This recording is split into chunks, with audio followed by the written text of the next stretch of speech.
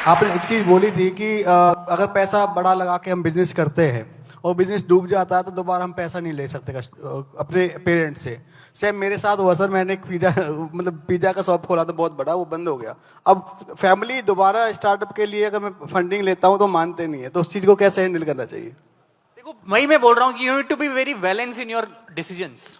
या तो अभी 10 लाख का रुपया ले लो, फिर 10 लाख तक सूखा करो, या आज 1 रुपया लो, कल 100 रुपया लो, फिर 1000 रुपया लो। करेक्ट। और कभी कभी आप ना अपनी जिंदगी के हार के ठिकरे अपने माँ बाप पे फोड़ना बंद करो।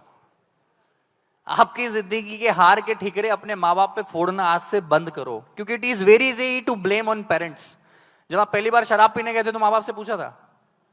जब पहली बार किसी को छेड़खानी करने गए तो नहीं पूछा ना? तो व्यापार में भी अपने परिवार का इन्वॉल्वमेंट कम रखो, क्योंकि उनके ख्यालात 30-35 साल पुराने हैं और आज की जिंदगी बहुत बदल गई है। भारत इंटरनेट के आने से भारत नहीं बचा है, भारत इंडिया हो चुका है। तो उन चीज को समझो आप। और अगर नहीं पैसा है तो कम से चालू करो। ये धंधा चालू करने के लिए कभी पैसा नहीं चाहिए, धंधे को ग्रो करने के लिए पैसा चाहिए। धंधा चालू तो करो, फिर ग्रो करोगे। व्यापार चालू करने के लिए कभी किसी को पैसा चाहिए ही नहीं। व्यापार को 10 गुना, 20 गुना, 50 गुना बढ़ाने के लिए पैसा चाहिए होता है। तो ये बहानेबाजी बंद करो। आपने अपने चाय को बेचने से पहले अपने शर्म को बेचा। एक इंसान ऐसा क्यों नहीं कर पाता? अगर आप इस सवाल का जवाब देंगे तो शायद बहुत लोगों को बहुत फायदा हो। मैं आपको बड़े शांति से सुनना, बड़ी सही चीज बताऊंगा मैं आपको। हमारे देश में वो लोग मान सम्मान पाने के लिए अपनी जिंदगी बिता देते, जिसका सच में कोई व्यक्तिगत ऐसा कर्म नहीं है जिसको उनको नेचुरली सम्मान मिले। मेरे कितने ही मासा जी, फुआ जी, मामा जी है, उनको शादी में अगर उनका इन्विटेशन में नाम ना लिखो तो वो ऐसे फूफा फूफ करवाते हैं मानो उन्होंने कोई संपत्ति दे रखी हो मुझे।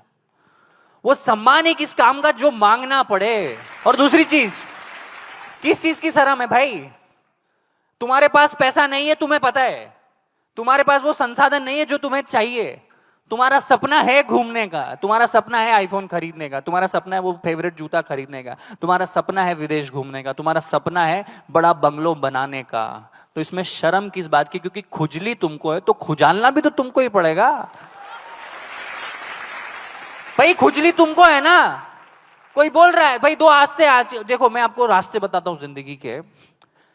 ये जिंदगी है आपकी, मैं यहां से बताता हूं, ये जिंदगी है आपकी।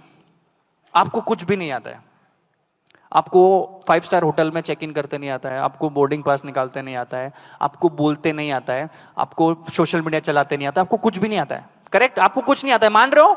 आपको कुछ नहीं आता है। आपके पास 2 ऑप्शन होते हैं। या तो राइट पैर आगे लेके स्वीकार करो कि मुझे नहीं आता है, आज से मैं हर दिन सीखूंगा। या तो यू टर्न ले लो और चद्दर डाल के बिस्तर पे सो जाओ, तुम्हें कोई उठाने जाने वाला नहीं है। 2 ऑप्शन है आपके पास। और एक चीज मैं बताता हूं, when you know you don't know, you have better chances of learning। समझ आई? जब आपको पता है कि आपको नहीं पता है तो आप सीखोगे। नहीं तो हमारे देश में अलग चलता है, बाप को सिखाएगा, तेरे से ज्यादा पता है, बाप को सिखाएगा, उसको नहीं पता है। ये एरोगेंस में छोड़ो। हमें विश्व गुरु बनने की जरूरत नहीं है, हमें विश्व विद्यार्थी बनने की जरूरत है। हमने बहुत सिखाया। 100 साल पहले हमारे दादाओं ने, हमारे गुरुओं ने पूरी दुनिया को सिखाया, क्योंकि उन्होंने सीखा, उन्होंने पढ़ा तो सिखाया। आज इस देश को अपने 100 साल पुराने कर्मों की वजह से अगर पीठ थपथपानी पड़ रही है तो ये दुर्भाग्य है इस देश का। ये दुर्भाग्य है हमारा। मेरे दादा एमपी थे, मेरे दादाजी ने वो किया, अरे तूने क्या किया? मेरे फूफा जी महाराष्ट्र के मिनिस्टर है, मेरे दादाजी ने ये बिल्डिंग बनाई थी, मेरे फूफा जी ये करते। अरे कब तक लोगों के चक्कर में अपने सम्मान मान को ढूंढोगे? किसी ने आईफोन बनाया, स्मृति मैम, आपने खरीदा, आप खुश हो गए। ये स्टीव जॉब्स भैया ने बना दिया, आपने यूज किया, आपने खरीदा, आप खुश हो गए। अब स्टोरी डालते हो ना स्नैपचैट पे, 14 मैक्स प्रो। किसी ने जूता बनाया, तुमने 10,000 का जूता खरीदा, तुम खुश हो गए। किसी ने ये माइक बनाया, हम यहाँ चिल्ला चोट कर रहे हैं, तुम खुश हो रहे हो। किसी ने स्क्रीन बनाई, तुम देख रहे हो, तुम खुश हो रहे हो। तुमने क्या बनाया कि दुनिया खुश हो रही है? तुमने कुछ बनाया क्या? चाय बनाओ यार, समोसा बनाओ, कुछ तो बनाओ कि लोग खुश हो। कब तक उपभोग बन के, कब तक कस्टमर बन के अपने आप को गौरवान्वित महसूस कराओगे? कभी क्रिएटर तो बनो।